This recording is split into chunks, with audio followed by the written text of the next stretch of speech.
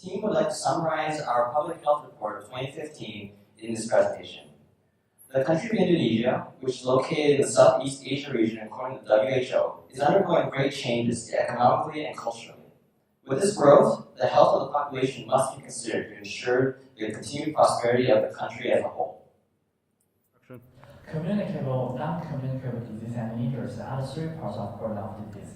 From 2000 to 2012, communicable disease declined by 25.69%, but non-communicable disease rose by 15.07%. It means that Indonesia is undergoing an epidemiological transition. Because the communicable disease has shifted to the non-communicable disease, as the population increased by 18.15%. Our team has identified stroke of cardiovascular disease, TB of communicable disease, and preterm complications as the three major public health issues in Indonesia. First, stroke contributes 52.82% of deaths and 57.38% of death rate. And the second one is TB. TB contributes 36.1% of death rate and 24.2% of deaths.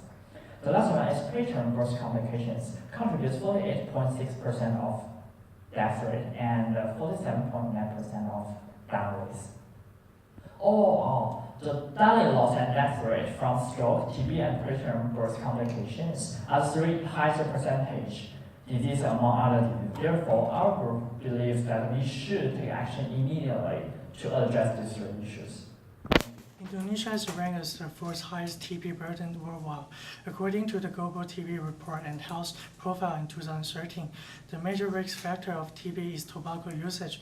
Indonesia has the highest percentage of male smoker, which is 67% among age above 15 population. Our first action plan is tobacco use control. We suggest a national campaign limiting tobacco usage in Indonesia. First, the government should pass a law of banning smoking in public areas. Second, advertising health effect of smoking on cigarette package, mass media, poster, and newspapers. Third, impose a tobacco tax on producer and importer. We suggest that government to adjust the tax rate every 4 months. We assure that imposing a tax will destroy incentive of smoking behaviors. All the tax on tobacco we collect will be transferred to provide knowledge and general public advertisement. It will take about 8 months to see the results. The second public health issue in Indonesia is stroke. Stroke is the leading cause of death and burden of disease according to Indonesia WHO statistical profile.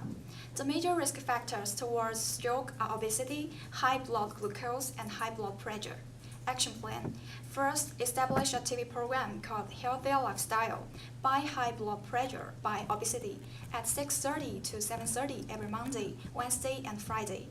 We highly encourage nutritionists, doctors, and personal trainers to appear on TV to demonstrate how a healthier life will be. Second, placing 3 to 5 easy accessible blood pressures monitors and having nurses to track down the results for each individual. Give out the recommendations of medication, exercise, and extra help. We expect to see the results of a reduction of blood glucose, blood pressure, and obesity among adults population in 3 to 5 years. The third public health issue is preterm birth complications. The risk factors are identified as follows: diabetes, high blood pressure, being pregnant with more than one baby, being obese or underweight, tobacco usage, and psychological stress. Our plan to reduce the under 5 mortality rate on preterm birth complications is called Healthier Mommy, Healthier Baby. There are 3 components in our plan. First, social media is involved to increase the awareness of the link between mothers and babies' health status. Second, provide free pregnancy tests for every woman in Indonesia. Third, we strongly suggest that government subsidize those families whose income level are below the poverty line in Indonesia. The timeline will be approximately 6 to 8 months. So in conclusion, our team has outlined a framework to address these issues.